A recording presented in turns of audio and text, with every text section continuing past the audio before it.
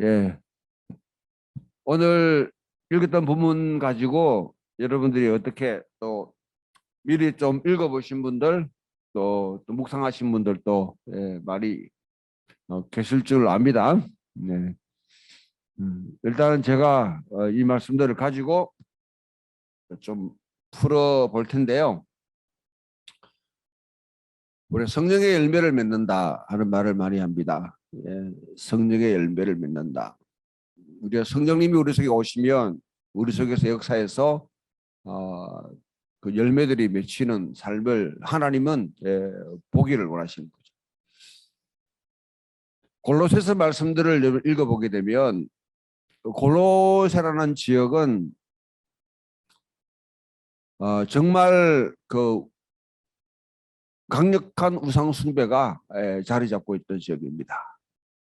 리쿠스 계곡이라 해서 그 계곡 자체가 우리가 잘 아는 골로새 교회뿐 아니라 이 라오디게아 교회 또 히에라폴리스와 같은 이런 교회 또 필라델피아 교회 등등이 모여 있는 아주 중요한 곳입니다.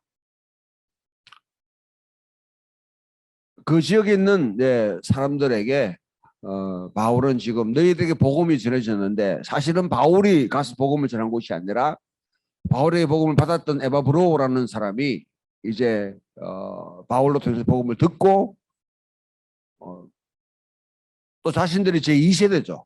복음의 제2세대가 가서 세웠던 교회가 바로 골로새 교회입니다. 근데 바울이 지금 너희들의 소문을 들으니까 너무너무 내가 좋은 참 감사한 그런 소문을 듣게 돼서 너무 감사하고 하나님께 찬양하는데 복음의 씨가 그냥 떨어져서 그냥 이렇게 있는 것이 아니라 풍성한 열매를 맺었다. 풍성한 열매를 맺었다. 그게 그냥 주변 사이도 잠잠하게 아주 좋은 소문들이 쭉 퍼져 나가니까 내가 너무너무 기쁘다. 그렇게 하는 것이죠. 전적의 열매라는 게 뭔가 하는 것을 한번 생각해 보면요. 하나님이 창조 때에 인간을 창조하시고 난 뒤에 문화적 명령을 주었습니다. 생육하고 번성하라. 생육하고 번성하라. 여러분들이 신약에서 나오고 있는 이 언어들 가운데 창세기는 생육하고 번성하라, 생육하고 번성하라 언어들이 굉장히 많이 나옵니다. 9장까지. 생육하고 번성하는 게 신약 시대에 와서 우리에게 성령이 우리에게 임하시고 우리 속에 내주하고 계시면서 우리에게 요구하는 게 바로 이 성령의 열매를 맺는 삶입니다. 그럼 왜 이와 같이 연결될 수 있느냐? 이제 다시 거슬러 올라가게 되면요. 시편 81편 오늘 읽었던 부분 말씀 보게 되면 하나님께서 신들을 다 모아서 여러분 여기 있는 분들 여러분 다 이제 가정합시다. 여러분 다 신들이에요. 신들. 혹시 여러분들 가운데 또 이런 분들 신은 하나님밖에 없는데 왜 우리가 신이라 하느냐 이렇게 또 따지는 분이 계실 수 있는데 본문의 신들을 하나님 시편 오늘 읽었던 교독했던 81절에 하나님은 신들의 모임 가운데 서시며 하나님은 그들 가운데 재판하시느니라. 신적인 존재들을 다 지금 소환했는 거죠. 소환. 그게 이제 여러분 이걸 이해하려고 하면 중동 지역에 근동 지역의 하나의 신화적인 어떤 신화들을 갖다가 우리 이해하면 되는데요. 신들이 한 번씩 모여가지고 이와 같이 큰 회의를 합니다. 회의를 할 때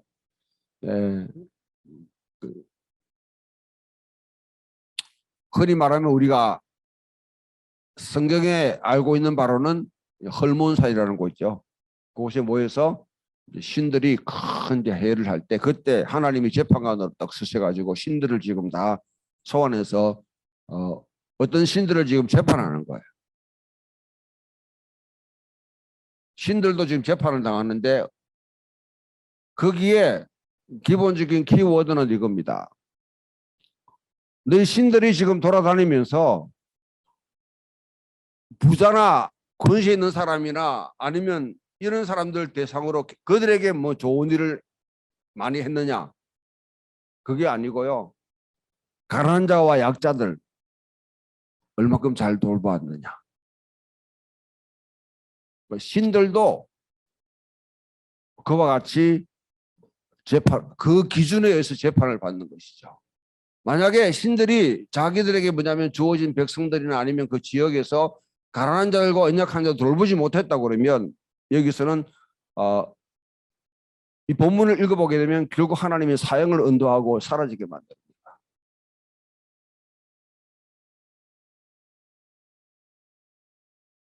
그러면 하나님의 형상으로 지음받은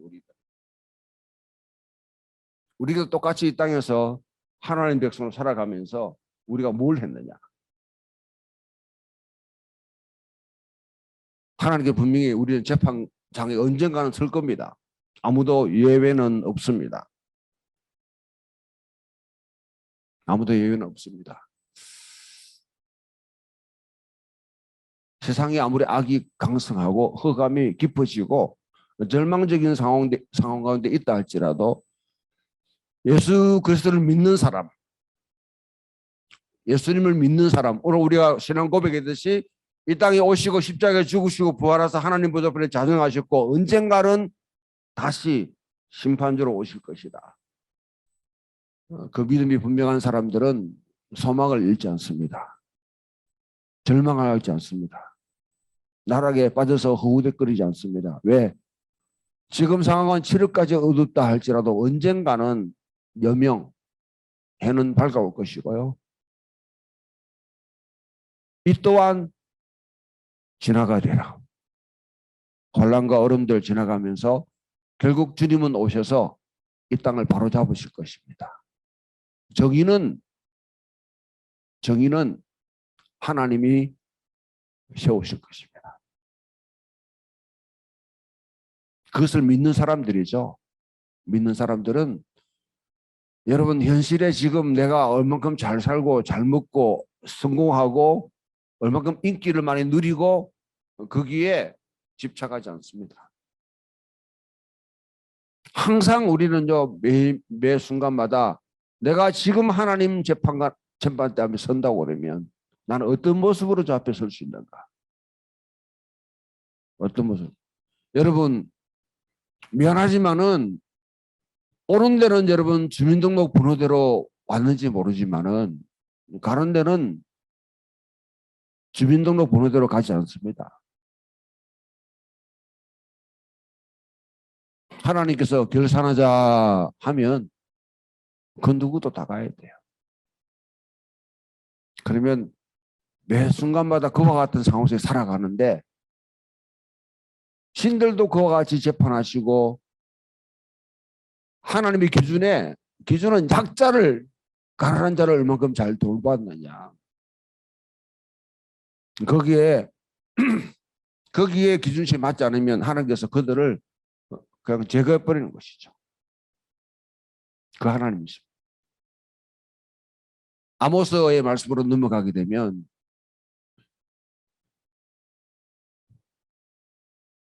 하나님께서 다림줄을 놓으셨다. 다림줄을 잡고 계신다. 다림줄이 뭔지 아세요?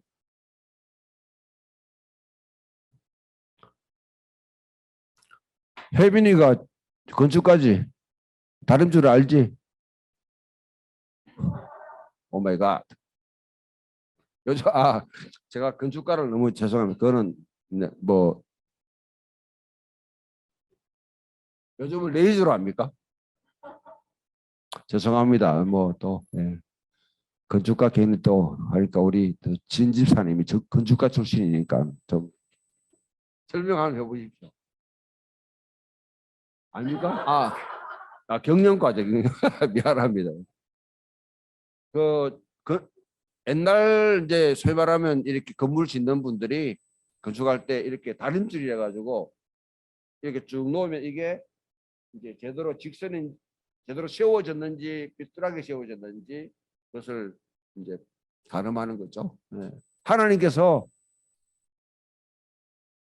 나라마다 다림줄을 들고 지금 이렇게 서시는 거죠. 그러니까 이게 삐뚤삐뚤하게 서해진 것은 곧 넘어질 것이죠. 예. 이스라엘을 대해서 이렇게 들어보니까 이거는 엉망진창이라는 거죠. 그래서 하나님께서 이스라엘을 북쪽 이스라엘입니다. 심판하시겠다. 그겁니다. 그럼 북쪽 이스라엘의 문제가 뭐냐? 성경 전체를 읽어보게 되면 여러분 이 아모스는 정의에 대해서 분명히 외쳤던 예언자입니다. 우리가 찬양을 부르는 정의가 강물처럼 공의가 샘물처럼 이 세상에 흐르게 되리라 하고 예언했던 선자가 바로 아모스 선자입니다. 북쪽 이스라엘의 상황이 정말 엉망진창이었습니다. 자, 지금 아모스가 예언할 때는 여로보암 2세라는 사람인데요. 여로보암 2세 이전에 이미 이스라엘 사회는 지금 엉망진창이 됐는 때가 언제냐면 아합이 다스릴 때입니다. 여로보암 1세에서 나라가 세워졌고 지금 여로보암 2세입니다. 한참 거리가 떨어지는데 그 중간에 어떤 사건이 있냐면 북쪽 이스라엘의 아합의 통치 속에서 철저하게 희년 경제가 망가지면서 바알 신앙을 받아들인 것입니다. 한 왕조가 페니키아가 숭배하고 있던 그 경제관 그 신들을 받아들임으로 인해서 북쪽 이스라엘은 종교뿐 아니라 모든 경제 정의들 자체가 완전히 다 박살났습니다. 바알 신앙은요, 풍요하고 번성하면 땡이에요. 잘 먹고 잘 살자. 부자 되면 됩니다. 강국 되면 돼요. 다른 사람 희생시키던 그 관계 없습니다. 그걸 위해 가지고 누구든지 하나님의 법도 그냥 내팽개 쓸 수 있는 것이죠. 대표적인 케이스가 나봇의 포도원 사건입니다.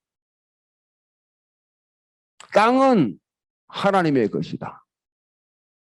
땅은 하나님의 것이다. 하나님으로부터 유업으로 받은 것이다. 상속으로 받은 것인데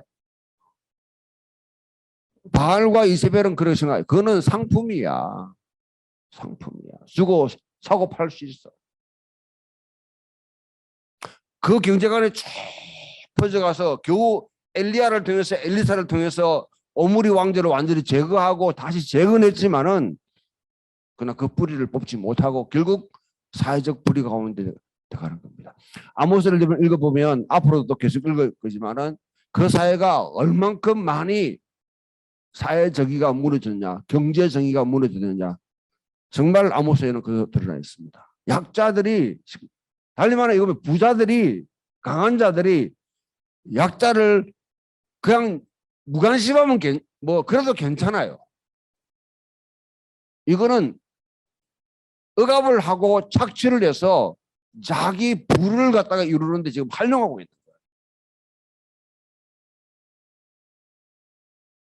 거예요. 이거는 하나님께서 이거는 인간이 할 짓이 아니에요.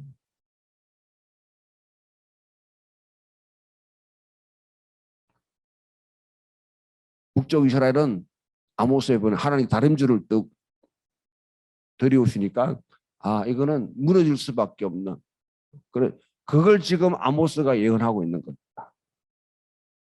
세 번째 오늘 가면 이제 마지막 누가복음 10장으로 넘어가면 어떤 한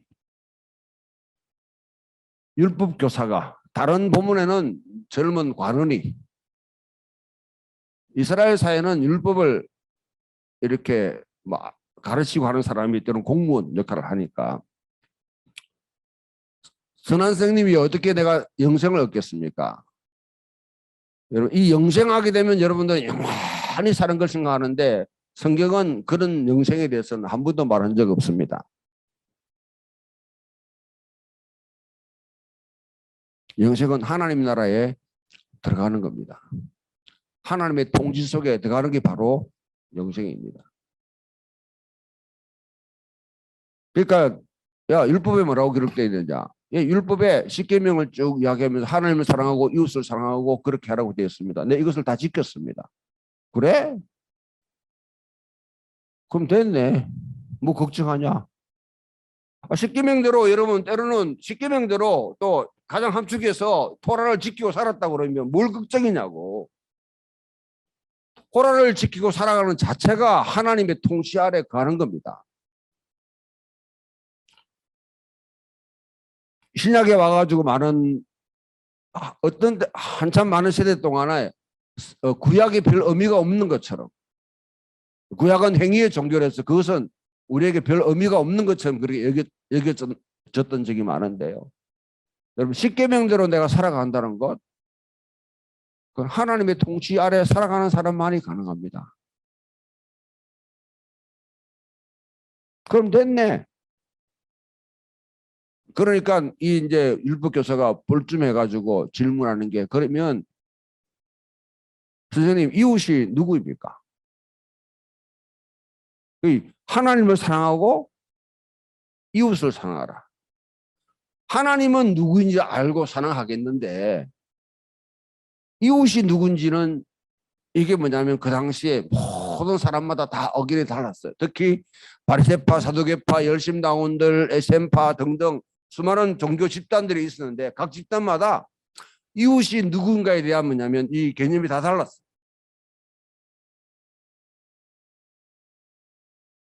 이웃이면 내가 도와줘야 될 대상입니다.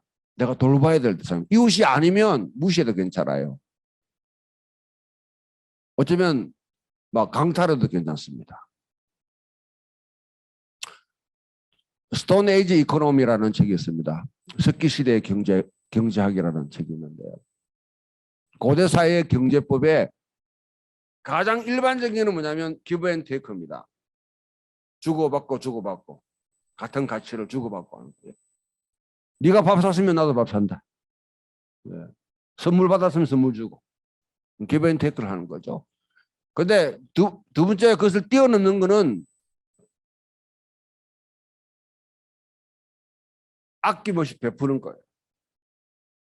어머님들 가운데 자녀들을 키울 때 아마 모유를 갖다가 이렇게 젖을 물렸을 텐데 모유를 먹일 때마다 뭐냐면 오늘은 몇 리터 적어놓지 않았죠? 부모는 자식한테 아낌없이 베풉니다. 되돌려 받을 생각하지 않죠? 원하 집사님? 내가 얼만큼 너한테 투자했으니까 이자 부치가 더 이렇게 하는 건 그런 일반적인 기브 앤 테이크 하는 거잖아요. 그 다음에 한 가지 방법은 니끼 내 거고 내 거는 내 거다. 놀부의 경제학입니다. 강도들이나 아니면 남을 착취하는. 근데 이 대상이 뭐냐면 대상은 누구냐면 자기 이웃에 자기 가족한테 하게 되면 이거는 절대로 그 사회가 용납하지 않아요. 외집단 내 이웃이 아니라고 생각하는 집단에서 그와 같이 하는 게 그게 이제 이 중동 지역 지중해 지역의 하나의 어떤 그런 관례입니다. 자 그러면요 내 이웃이 무엇이냐? 그러면 내가 하나씩 베풀어야 되거나 아니면 주고받고 해야 될 대상인지 하나씩 베풀어야 될 대상인지 다시 되돌려받을 생각하지 않고 베풀어야 될 대상인지 아니면 빼앗아가 착취하고 거짓말하고 사기를 쳐도 아무런 양심의 가식을 느끼지 않을 수 있는 대상인지 그게 사람마다 다 다른 거죠. 근데 내 이웃이 누구냐? 여러분에게 진짜 하나님을 사랑하고 이웃을 사랑하라 했을 때 이웃하게 온 세상 모두가 다 이웃이라고 그러면요. 너무 넓잖아요, 범위가. 우리가 아프리카에 있는 사람들까지 책임을 져야 된다면 힘들잖아요. 지금은 이제 글로벌화된 상황 속에서 아프리카나 아니면 뭐 유럽이나 이런 지역에 일어나는 문제에 우리가 신경을 쓰지만은 예. 우리가 모든 걸 다 책임지고 살아갈 수, 하나님이 그렇게 우리에게 하라고 요구하지 않습니다. 그러면 내가 지금 베풀 수 있는 여러분 이 범위가 얼만큼 되느냐. 그래서 그 질문을 던지는 것이죠. 자, 여러분의 이웃이 누굽니까? 그 주님께서 한 예화를 듭니다. 잘 아는 선한 사마리아인의 배우입니다. 여러분, 한 사람이 예루살렘 내려갑니다. 강도를 맞아가지고 강도를 맞았는데 여러분 여기에 있는 중요한 하나의 그 실마리를 딱 포착하는 게 필요해요. 한 가지는 뭐냐면 이 사람 옷을 벗겨놔 버렸어요. 벌거벗은 몸이 됩니다. 그리고 거의 반쯤 죽었다. 반 죽었다는 말은 말을 못하는 상황입니다. 그러니까 여러분 세상도 지나가다가 그냥 지나쳐버리고 레위인도 지나갔습니다. 많은 사람들이 이 비유를 하면서 제사장하고 레위인들을 욕하는데요. 제사장하고 레위인은 아무 죄가 없습니다. 여기 있는 이야기 내레이터가 예수님이 제사장 레위인을 비난하기 위해서 이 비유를 이야기하는 것 아니에요. 이유가 있습니다. 왜냐하면 여러분 옷을 다 벗겨놔 버리면요, 고대 사회는 그 사람들이 옷 입은 거 보면 이게 중국 사람인지 일본 사람인지 한국 사람인지 베트남 사람인지 구별되게 있습니다. 지금은 글로벌 돼가지고 그런 표시가 안 나죠. 고대 사회는 그 사람이, 우리도 그저 조선시대 때 보면 일본 사람, 중국 사람, 한국 사람 입는 옷이 다 다르잖아요. 딱 보면 이게 표시가 납니다. 그런데 이게 옷을 벗겨버렸어요. 그 두 번째, 말을 걸으면 되는데 Where from 이렇게 하면 이제 뭐 베트남에 왔든지 아니면 뭐 중국에서 할 수 있는데 말도 안 돼. 그런 상황이면 지금 자기가 책임져야 될 대상인지 아닌지가 불명확한 거예요. 가버리. 근데 사마리아에는 가다가 결국은 보니까 이 사람이 긍휼히 여긴지라 불쌍히 여긴지라. 다시 말하면 불쌍히 여긴다는 말은 그냥 여러분 그냥 이렇게 불쌍히 내 애간장이 탄다는 말.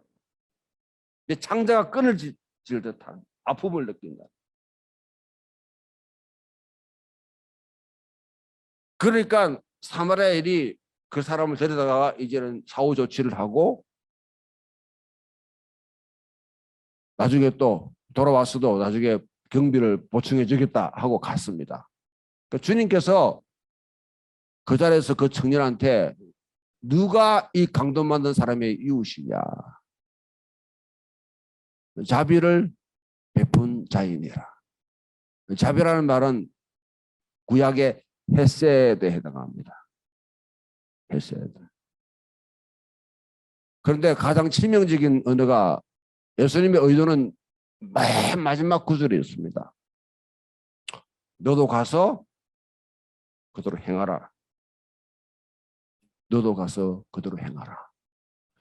이거는요, 유대인으로서 특히 여러분 율법 교사잖아요. 토라를 너무너무 잘 알고 있는 사람이잖아요. 율법 교사한테는 정말 자존심 구겨지는 이야기입니다. 1세기 당시에 그 어떤 유대인들도 자기의 모델들이 아브라함이나 모세나 다윗과 아니면 위대한 믿음의 여러분 영웅들이 자기의 믿음의 모델이라고 생각했지. 그런데 이 사람의 율법에 너 믿음의 모델이 누가 되냐? 사마리아인이다, 그 사람이. 유대인에게 사마리아인을 갖다가 여러분 모델로 삼는 것은 바로 여러분 한국 사람한테 아벨을 모델로 삼는 것 똑같아요. 일본 사람이 너 모델이다 이렇게 하면 저는 동의 못합니다. 정말 여러분 가운데 가장 미워하는 집단 없죠? 저는 있습니다. 예.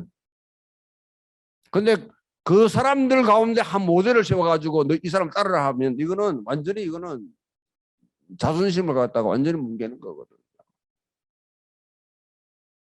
우리나라에 예멘에서 난민들이 왔습니다. 제주도에 왔습니다. 한국 교회가 이것 때문에 들썩들썩거렸어요. 저는 난민들이 왔으니까 이 사람을 도와야 된다 하고 막 이렇게 열광할 줄 알았는데, 이놈들은 뭐냐면 이슬람을 갖다가 전파하는 아주 그냥 나쁜 놈들이다. 의도를 갖고 뭐냐 왔다. 이렇게 해서 한국 교회가 앞장서서 난민을 갖다가 쫓아보내야 된다고 앞장서가 운동을 했어요. 이게 지금 우리 한국 교회 현실입니다.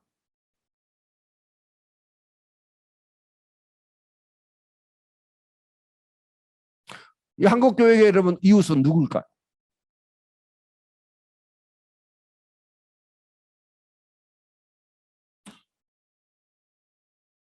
불쌍한 상태에 있는 사람들이 아니라 정통 교리에 그대로 여러분 거기에 지키고 있는 사람들, 그리고 이 사회에 전혀 해악을 끼칠 수 없는 사람들, 어쩌면 이 사회에 노동력을 제공하고 얼마든지 써먹을 수 있는 사람이면 환영받을 대상인지 몰라도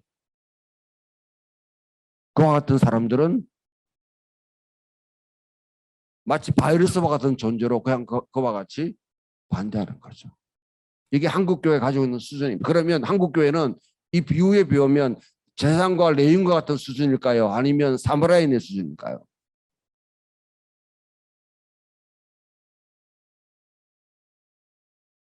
주님께서 전체 본문을 통해서 우리에게 성령이 진짜 너희 우리 속에 있다고 그러면, 성령님이 진짜 있다고 그러면 여러분 어렵게 생각하지 마세요. 하나님의 영이 내 속에 있다고 그러면 성경은 가장 명확하게 우리에게 보여주는 게 하나님의 형상으로 지음받은 사람을 고귀하게 이길 줄 아는 인간의 존엄성을, 여러분 성령 받으면요 달리 말하면 진짜 인간이 되는 겁니다. 하나님의 형상으로 지음받은 진짜 인간이 되는 게 성령 받은 거예요. 성령 받아가 신적이 존재돼가지고 방언하고 예언하고 해가지고 뭔가 무당처럼 여러분 되려고 하는 그게 아니라, 성령 여러분 충만 받으면 뭔가 배터리가 확 충전돼가지고 막 보면 다른 사람 죄가 보이고 아니면 귀신이 쫓겨나오고 뭐 이와 같은 능력을 행하는 것이 성령 받은 사람이 아니라, 바울이 지금 우리에게 이야기하고 있는 전체를 보게 되면 성령을 받게 되면 그 사람은 진정으로 하나님이 창조하신 하나님 형상으로 지음받은 인간이 된다는 것이죠. 그리고 여기서 그치면 안 돼요. 하나님이 지으신 창조 세계를 책임성 있게 돌보는 사람. 책임져. 만약에 그렇게 하지 않다고 그러면 하나님 앞에 서면 분명히 그게 하나님이 책임을 추궁할 것입니다. 할 수 있는데 하지 않았다고 그러면 분명히 하나님께서 그 사람에게는 책임을 물으실 것입니다. 내 이웃이 누구냐? 우리가 이웃을, 약자를 배려하지 않고 성령의 열매를 맺고 성령의 삶을 산다. 그것은 개꿈입니다.